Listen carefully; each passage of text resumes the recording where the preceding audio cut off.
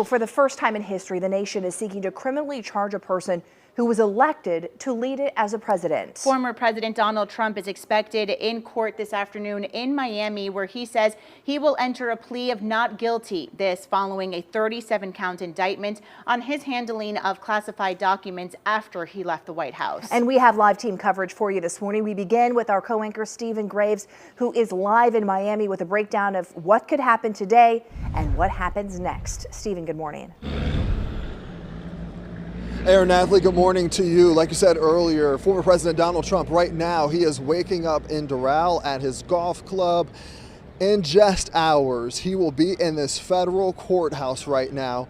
The first former president to face federal charges. History playing out right here in South Florida.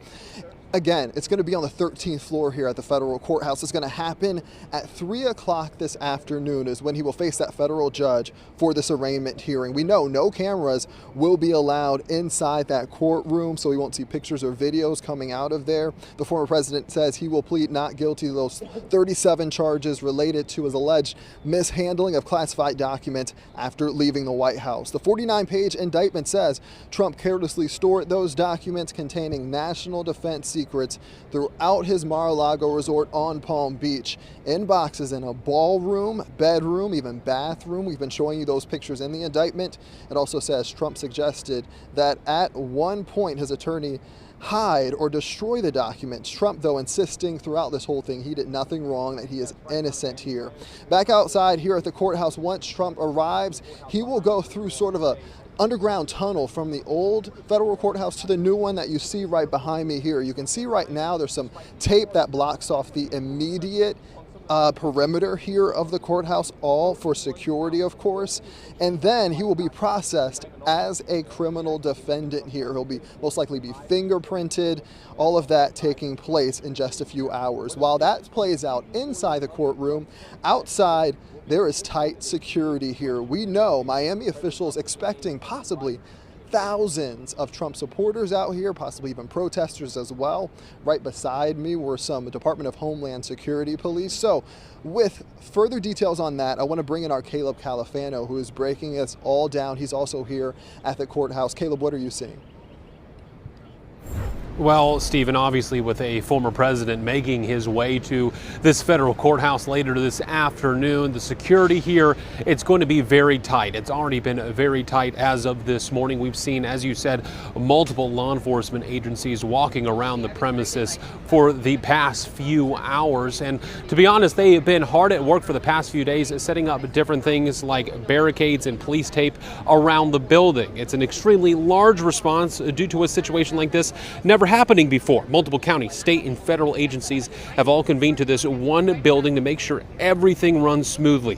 Now, we're also expected to see a number of rallies planned today, many starting as early as this morning.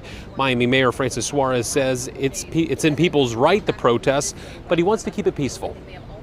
In our city, we obviously believe in the Constitution and believe that people should have the right to express themselves, but we also believe in law and order. And we know that, and we hope that tomorrow will be peaceful. Again, Trump's expected to make his way to the federal courthouse here at 3 this afternoon. When it comes to different things like street closures and detours as well, law enforcement tells us it really at the end of the day just depends on how large these different rallies and demonstrations get. For now, we're live in Miami. Caleb Califano, WPBF 25 News. Caleb, thank you so much. We did see as well supporters coming out to Doral, where the former president is waking up this morning. He's also calling for those supporters to come out today, and that's where we find our Josie Carbonari, who has more information on what's happening there right now. Josie, what are you seeing where you are? Well, Stephen, it's still pretty quiet at this point. We're not seeing many supporters out here, but that was a totally different story 24 hours ago. And as the sun continues to come up, we will be seeing more groups of supporters outside of Trump National here in Doral before he makes his way over to the Miami courthouse. Now, we're also hearing that local police, they're amping up their security and monitoring local threats, potential gatherings of far-right extremists. So again, security is ramped up over this way. Just yesterday, supporters of former President President Donald Trump, they were here as he made his way inside his residence at Trump National. Many telling us they believe the indictment, which is related to his handling of classified documents after he left office, is unjust and an attempt by Trump's political opponents to derail his re-election campaign. Let's be real, they all are crooks, really, if you ask me, you know, and now they're trying to tarnish the front runner to make the election better, easier for them. Just have to show the man support, that we're here for him. The way he stands up for us, you got to stand up for him. And we also saw counter-protesters outside of Trump National in Doral yesterday voicing their disapproval for the former president and supporting the charges being brought against him. We will be seeing more of those large groups as the day goes on, making their way over to the courthouse in Miami from Doral as that arraignment at 3 p.m. begins. Reporting from Doral, I'm Josie Carbonari, WPBF 25 News.